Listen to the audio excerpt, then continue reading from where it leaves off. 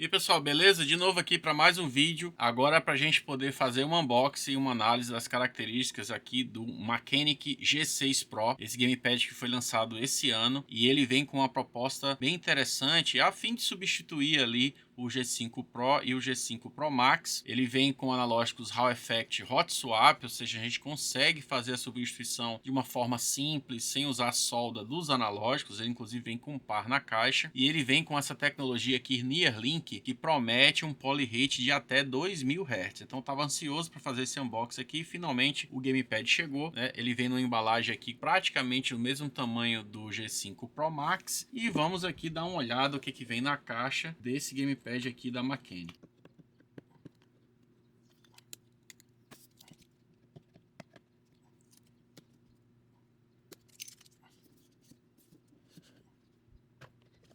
Vem com o logo aqui na Mechanic, né? Algumas instruções aqui, tá em inglês e tá em chinês também. Tirar a faceplate, como faz a substituição aqui dos analógicos. E aqui a gente tem o gamepad e os seus acessórios, né? O dongle, né, que ele promete uma conexão bem mais rápida, acima de 1000 Hz. Um cabo USB-C relativamente curto, não é um cabo trançado. Aqui a ferramenta para você poder fazer a extração do analógico, né? Parece muito aquela ferramenta que a gente usa em teclados mecânicos. Duas thumb sticks extras aqui, né? Acredito que sejam um pouquinho maiores das que estão lá no controle original. Os dois analógicos. Vamos ver se tem mais alguma coisa na caixa. Aqui não tem mais nada, a não ser um manual de instruções, tá, em inglês e chinês. E aqui tá o gamepad, pessoal.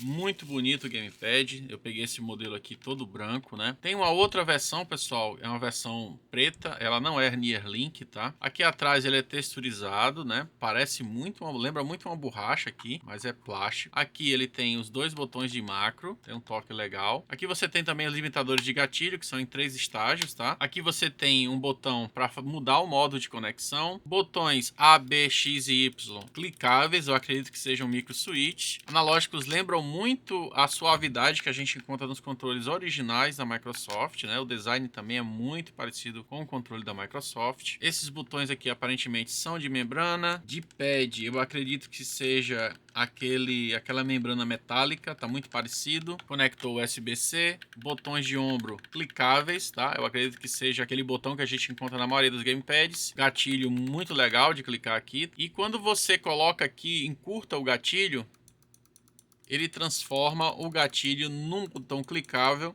assim como a gente viu no Z03, no Vader 3 Pro. É muito legal isso aqui. A thumb stick ela é destacável, como a gente viu aqui na caixa. A gente tem uma outra aqui, ao que parece um pouquinho maior só, ela não é tão alta, encaixa perfeitamente, não é fácil de retirar, tá? Ela fica bem presa aqui. Para quem joga jogos de FPS é interessante ter essa thumb stick aqui um pouco mais elevada. Vamos verificar aqui agora como é que a gente faz para substituir o analógico. Então, aparentemente você tem que tirar a faceplate. Olha só. Ela não é magnética, ela é travada, então tem que tomar cuidado para não quebrar as travas. Então não é para ficar tirando e colocando. E tirando aqui a thumb stick, a gente já tem acesso ao analógico. Esse daqui é na cor laranja, né? As cores, eles dão um tensionamento diferente. Para retirar, a gente vai colocar a ferramenta aqui na parte de cima e de baixo do analógico. Ele tem como se fosse uma travinha aqui, tá vendo? Então a gente vem aqui, coloca uma, depois a outra, desse jeito. E a gente pressiona. E sai muito facilmente. É só, né? Você tem essa travinha aqui. Então você vai pressionar a travinha e ele praticamente sai na mão. Pelo que eu tô percebendo aqui, o branquinho ele é mais maleável que esse laranja, né? Se eu não me engano, tem mais um preto que ele é um pouquinho mais rígido. O laranja ele é mais rígido que o branco. Olha aqui, olha só, mesmo encaixe. Para colocar aqui o analógico, basta você colocar aqui na posição, só que você tem que travar ele aqui. Então, com a própria ferramenta aqui, você vai forçar para baixo e abrir a travinha aqui, ó, para ele encaixar aqui na carcaça do gamepad, tá? Tanto de um lado quanto do outro. Então, só depois disso ele vai ficar firme. Vou colocar aqui o thumbstick e realmente, pessoal, é muito diferente. Esse branco aqui, realmente ele é muito mais molenga do que esse aqui. A gente percebe até mesmo no movimento aqui, olha só. Aqui, ó, ele volta para o centro e fica firme. Aqui não. ele chega até passar um pouquinho aqui e depois voltar a fazer um movimento de pêndulo. Então realmente é muito mais mole esse daqui, né? Que lembra muito o funcionamento do analógico do Apex 4 quando você ajusta aquele parafuso.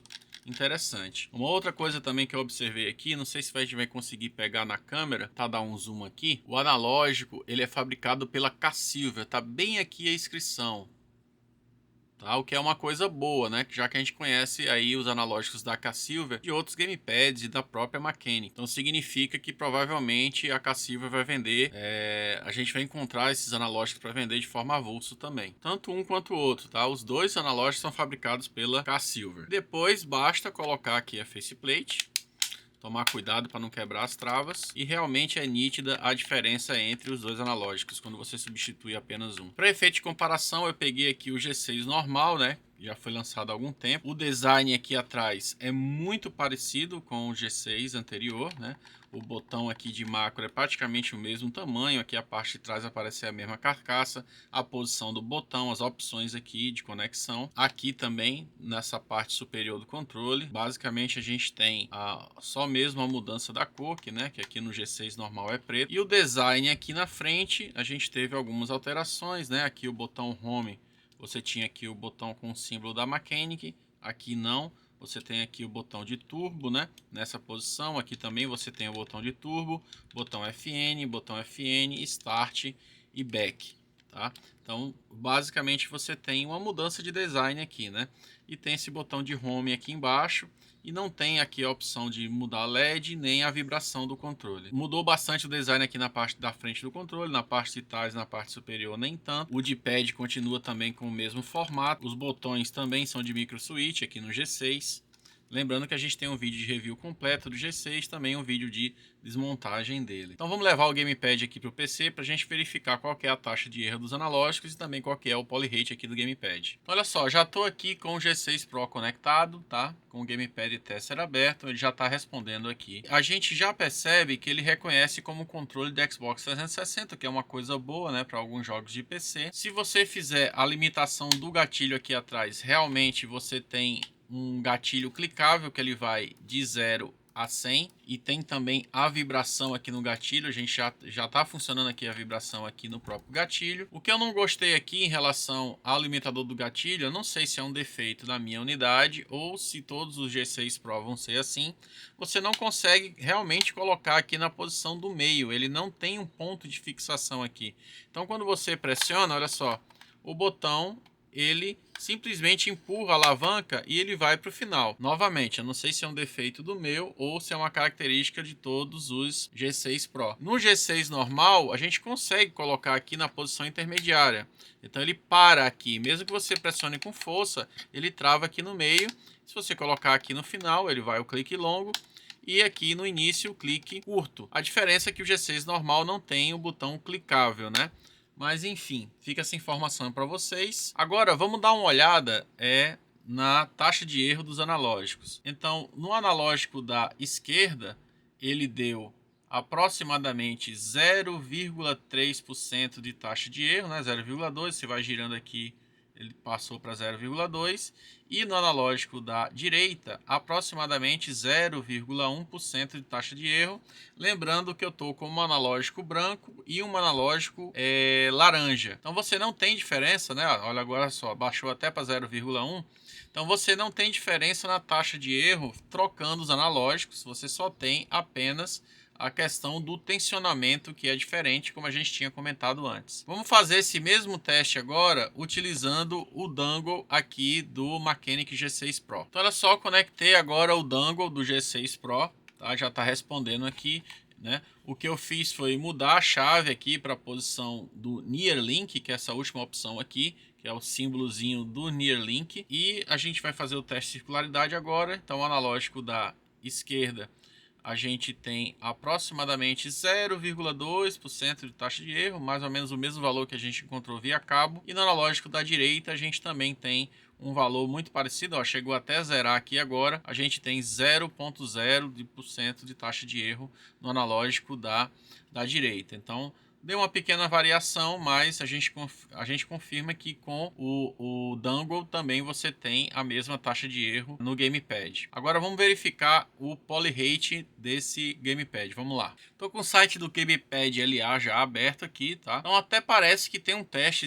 que foi realizado aqui do G6 Pro. Quando a gente entra aqui não tem nenhum resultado. Então eu resolvi fazer teste, né, com o software. Baixei o software, né, fiz o teste e vou mostrar aqui o resultado para vocês. No teste que eu fiz aqui, eu conectei ele via cabo, via Dangle e via Bluetooth. Em nenhuma das situações, pelo menos no Gamepad LA, no software do Gamepad LA, foi possível verificar o Polyrate de 2000 Hz. Talvez tenha algum outro software que mostre esse resultado aqui, mas aqui no Gamepad LA eu não consegui. Então a gente teve no conectado via cabo no modo X-Input, a gente teve 1000 Hz, e conectado no Dangle, né, no modo Near Link, que é a última opção lá de conexão, a gente teve apenas 1000 Hz, e conectado via Bluetooth no modo Nintendo Switch, né, para conectar via Bluetooth, a gente tem que colocar no modo Nintendo Switch, ele teve um Polyrate de 250 Hz. E pessoal, e para usar aqui o aplicativo, o Keylinker, né, você vai ativar aqui o modo Bluetooth, colocar o G6 Pro aqui na posição de Nintendo Switch. Então você vai apertar e segurar o botão Home até ele ficar piscando rapidamente, e você vai direto no aplicativo lá do Keylinker. Ele vai aparecer aqui G6 Pro App, você vai clicar e ele já conecta no aplicativo do Keylinker. Você vai clicar aqui na engrenagem e aqui você tem as opções para fazer a mudança das teclas aqui em Change Key. Em joystick você tem a mudança aqui da sensibilidade dos analógicos. Aqui na opção Trigger você pode fazer a mudança também da sensibilidade dos analógicos, também mudar a curva. Em motores você vai mexer tanto na vibração dos gatilhos quanto na vibração do Gamepad. Aqui na opção Turbo você tem a opção de habilitar o turbo em todos os botões do Gamepad, como também mudar a velocidade. E aqui em macro você pode fazer as configurações de macro, como também fazer a troca aqui da função dos botões aqui de trás. Em Other você tem a calibração do giroscópio. Nesses três pontinhos aqui a gente tem um menuzinho de teste, né, onde a gente pode estar fazendo o teste dos botões do Gamepad, e também tem uma opção aqui de Update Device. Então olha só, aqui para mim está mostrando que tem uma atualização de firmware, tá? Lembrando, eu sempre recomendo só fazer a atualização de firmware se você tiver algum problema ou essa atualização for melhorar alguma característica do seu Gamepad que você esteja precisando. Eu vou fazer aqui para a gente poder ver o que vai acontecer. Então ó, diz que tem uma atualização de firmware, né? Não desconecte o controle, tarará. Vamos lá fazer, ok. Lembrando, pessoal, sempre deixar o Gamepad paradinho, não tocar em nenhum botão, não mexer no analógico.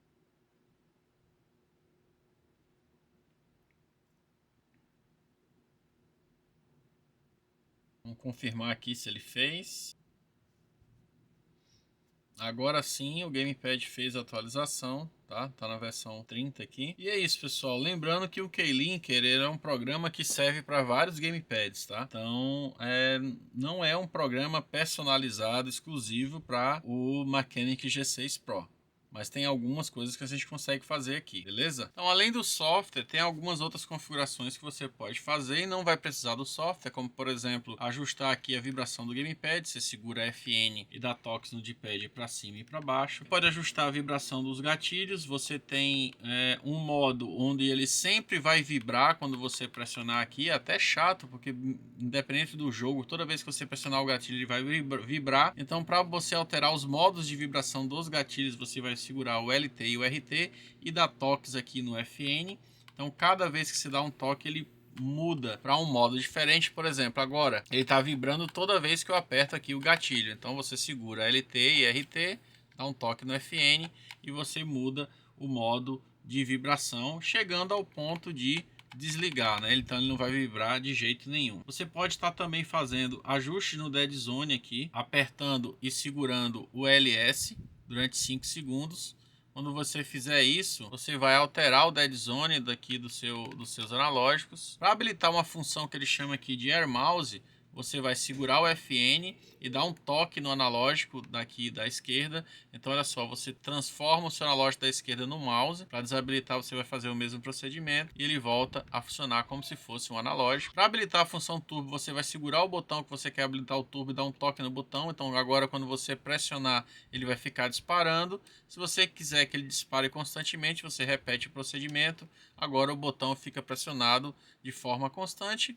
Mais um toque, você desabilita a função e ele volta ao modo normal. E para colocar uma função aqui em qualquer um dos botões de macro, você vai pressionar o FN mais o botão de macro, o controle vai ficar piscando, você vai dar um toque e confirmar aqui no botão de macro. Então agora, quando você apertar aqui atrás, ele vai ter a função do que você colocou. Para tirar a função do botão, você vai fazer a mesma coisa. Você vai segurar aqui o botão de macro, dar um toque no botão FN e confirmar aqui no botão de macro. Ó. Olha só, no caso aqui eu tirei a função do botão A, estava aqui no M1. Como sempre, pessoal, estou fazendo aqui o teste do G6 Pro aqui, utilizando o Mei Flash conectado no Xbox, e infelizmente ele teve um sintoma meio esquisito aqui. Ele fica disparando os botões. Eu já tentei conectar ele também no dongle, ele não funcionou. No modo Bluetooth também, ele fica meio que disparando alguns botões. Então eu acredito que não seja compatível. Talvez, quem sabe, com atualização de firmware do controle. Mas no momento o G6 Pro ele não é compatível com o Xbox através do Mei Flash. Então, pessoal, o G6 Pro ele realmente sofreu alguns upgrades em relação à versão anterior, que é o G6 normal. O que chama bastante atenção realmente é a possibilidade de estar trocando aqui os analógicos, né, deles serem hot swap, você pode estar substituindo.